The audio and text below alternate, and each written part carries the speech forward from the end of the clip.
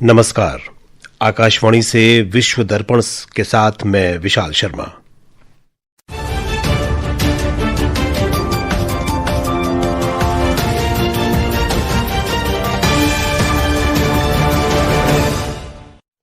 मुख्य समाचार।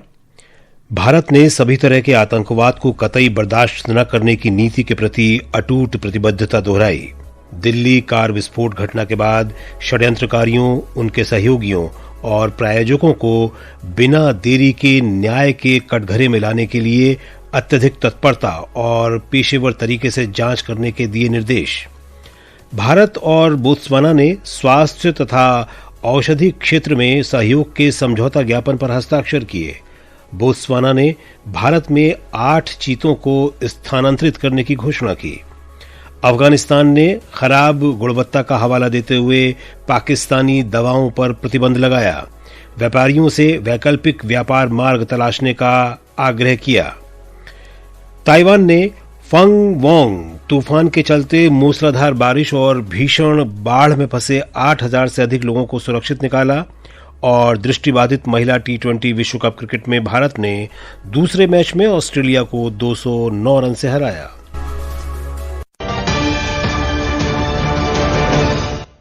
भारत ने दिल्ली कार विस्फोट में लोगों की मौत पर दुख व्यक्त करते हुए आज एक प्रस्ताव पारित किया और मारे गए लोगों के सम्मान में 2 मिनट का मौन रखा।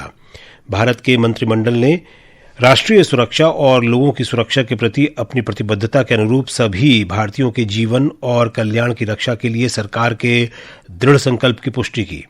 बैठक के बाद सूचना और प्रसारण मंत्री अश्विनी वैष्णव ने कहा कि मंत्रिमंडल ने हिंसा के इस संवेदनहीन कृत्य के पीड़ितों के प्रति अपना सम्मान व्यक्त किया और शोक संतप्त परिवारों के प्रति अपनी संवेदना व्यक्त की। उन्होंने कहा कि मंत्रिमंडल ने आतंकवाद के सभी रूपों और अभिव्यक्तियों को कतई बर्दाश्त नहीं करने की देश की नीति के प्रति अटूट प्रतिबद्धता दोहराई। मंत्रिमंडल ने अधिकारियों, सुरक्षा एजेंसियों और लोगों की समय पर और समन्वित प्रतिक्रिया की सराहना की। उन्होंने कहा कि सभी ने विपरीत परिस्थितियों में साहस और करुणा के साथ काम किया। मंत्रिमंडल ने निर्देश दिया कि घटना की जांच अत्यंत तत्परता के साथ की जाए, जिससे अपराधियों, उनके सहयोगियों और षड्यंत्रकारियों की पहचान की जा सके और उन्हें बिना किसी देरी के न्याय के कटघरे में लाया जा सके। भारत और बोत्सवाना ने स्वास्थ्य और औषधि क्षेत्र में सहयोग के लिए समझौता ज्ञापन पर हस्ताक्षर किए हैं। राष्ट्रपति द्रौपदी मुर्मू ने आज गैबरोनी में बोत्सवाना के राष्ट्रपति डूमा बोको के साथ द्विपक्षीय वार्ता की और आपसी हित के कई क्षेत्रीय और वैश्विक मुद्दों पर चर्चा की। दोनों नेताओं ने व्यापार और निवेश, कृषि, स्वास्थ्य, रक्षा, खनन, कौशल विकास और डिजिटल प्रौद्योगिकी में सहयोग बढ़ाने पर सहमति व्यक्त की। We reaffirm the deep and friendly ties between India and Botswana founded on shared democratic values and mutual respect. We agreed to expand cooperation in key sectors, including trade and investment, agriculture, renewable energy, health, education, skill development, defense, and digital technology. राष्ट्रपति मुर्मू ने Botswana को anti retroviral दवाइयां भेजने के भारत के निर्णय की भी घोषणा की। राष्ट्रपति डूमा बोको ने कहा कि भारत औषधियों, विशेष रूप से जेनेरिक दवाओं का अग्रणी निर्माता है और ये समझौता बोत्सवाना की गुणवत्तापूर्ण और किफायती दवाओं तक पहुंच को सुगम बनाएगा। प्रोजेक्ट चीता पर भी एक महत्वपूर्ण घोषणा की गई। ये चीतों के विलुप्त होने के दशकों बाद उन्हें भारत में पुनः स्थापित करने की एक अनूठी पहल है। इसके अंतर्गत बोत्सवाना से 8 चीते भारत भेजे जाएंगे। कल बोत्सवाना में राष्ट्रपति मुर्मू की उपस्थिति में चीतों का प्रतीकात्मक हस्तांतरण किया जाएगा। It gives me special pleasure to note that Botswana is to reintroduce cheetahs in India under Project Cheetah. This is a unique wildlife conservation initiative of Government of India which aims to restore the cheetah to India's ecosystem. I must thank President Boko and the people of Botswana to agreeing to send their cheetahs to India. प्रधानमंत्री नरेंद्र मोदी भूटान की 2 दिन की सफल राजकीय यात्रा समाप्त कर नई दिल्ली पहुंच गए। प्रधानमंत्री ने भूटान यात्रा के दौरान भूटान नरेश जिग्मे खेसर नामग्याल वांगचुक और चौथे ड्रुक ग्याल्पो के साथ कालचक्र अनुष्ठान का उद्घाटन किया था। प्रधानमंत्री मोदी ने भूटान नरेश के साथ कल थिम्फू में बैठक के बाद भूटान की ऊर्जा परियोजनाओं की वित्तीय सहायता के लिए 4,000 करोड़ रुपए की रियायती ऋण सहायता की घोषणा की थी। विश्व दर्पण आप आकाशवाणी से सुन रहे हैं। ताजा समाचार जानने के लिए आप हमारे social media handle x@AIR News Hindi को फॉलो कर सकते हैं। विश्व दर्पण में आपका फिर स्वागत है। अफगानिस्तान की तालिबान सरकार ने खराब गुणवत्ता के कारण व्यापारियों को 3 महीने के भीतर पाकिस्तान से दवा आयात बंद करने का निर्देश दिया है। साथ ही उन्हें वैकल्पिक व्यापार मार्ग तलाशने का भी आग्रह किया है। उप प्रधानमंत्री मुल्ला अब्दुल गनी बरादर ने चेतावनी दी कि समय सीमा के बाद पाकिस्तान के साथ व्यापार जारी रखने वालों को सरकारी मदद नहीं मिलेगी। ये कदम पाकिस्तान के साथ सीमा बंद होने के बीच आया है।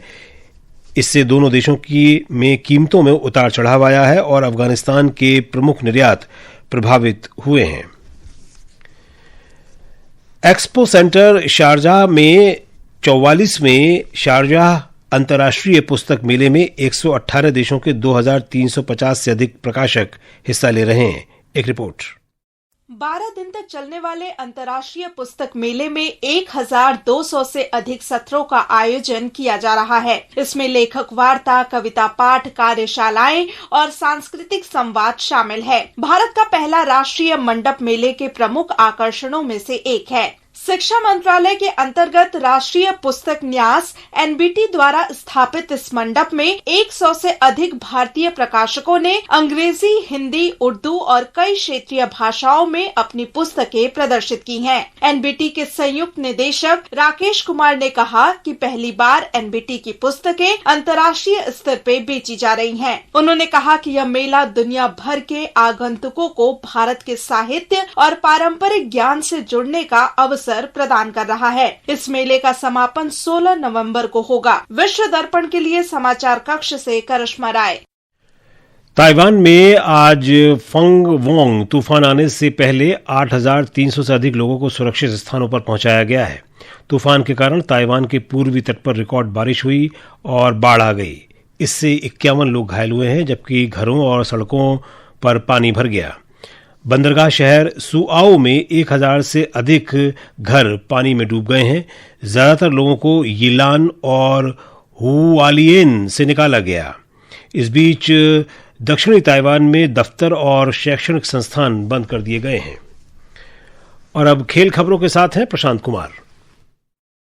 दृष्टिबाधित महिला T20 क्रिकेट विश्व कप में मेजबान भारत ने नई दिल्ली में ऑस्ट्रेलिया को 209 रन से हरा दिया है। टॉस जीतकर पहले बल्लेबाजी करते हुए भारत ने 4 विकेट के नुकसान पर 292 रन का विशाल स्कोर खड़ा किया था। जवाब में लक्ष्य का पीछा करने उतरी ऑस्ट्रेलिया की टीम 57 रन पर ही सिमट गई। इससे पहले मुकाबले में भारत ने श्रीलंका को 10 विकेट से हराया था। उधर कुमामोतो मास्टर्स जापान बैडमिंटन प्रतियोगिता में भारत के लक्ष्य सेन ने जापान के कोकी वतनबे को हराकर पुरुष सिंगल्स के दूसरे दौर में जगह बनाई। लक्ष्य अगले दौर में सिंगापुर के जिया हेंग जेसन और कनाडा के विक्टर लेई के बीच होने वाले मैच के विजेता से भिड़ेंगे। वहीं ढाका में एशियाई तीरंदाजी चैंपियनशिप में भारत ने आज 2 और पदक मैच अपने नाम कर लिए। एलिमिनेशन के अंतिम दिन अभिषेक वर्मा और दीपशिखा ने कजाकिस्तान को 156-153 से हराकर कंपाउंड मिक्स टीम के फाइनल में प्रवेश किया। फाइनल में कल भारत स्वर्ण पदक के लिए बांग्लादेश से खेलेगा। खेल खबरों के बाद अब मुख्य समाचार एक बार फिर से। भारत ने सभी तरह के आतंकवाद को कतई बर्दाश्त न करने की नीति के प्रति अटूट प्रतिबद्धता दोहराई। दिल्ली कार विस्फोट घटना के बाद षड्यंत्रकारियों, उनके सहयोगियों और प्रायोजकों को बिना देरी के न्याय के कटघरे में लाने के लिए अत्यधिक तत्परता और पेशेवर तरीके से जांच के दिए निर्देश। भारत और बोत्सवाना के बीच स्वास्थ्य तथा औषधि क्षेत्र में सहयोग के समझौता ज्ञापन पर हस्ताक्षर किए गए। बोत्सवाना ने भारत में 8 चीतों को स्थानांतरित करने की घोषणा की। अफगानिस्तान ने खराब गुणवत्ता का हवाला देते हुए पाकिस्तानी दवाओं पर प्रतिबंध लगाया। ताइवान ने फंग वोंग तूफान के चलते मूसलाधार बारिश और भीषण बाढ़ में फंसे 8,000 से अधिक लोगों को सुरक्षित निकाला। और दृष्टिबाधित महिला T20 विश्व कप क्रिकेट में भारत ने दूसरे मैच में ऑस्ट्रेलिया को 209 रन से हराया। इसके साथ ही विश्व दर्पण का ये अंक समाप्त हुआ। नमस्कार।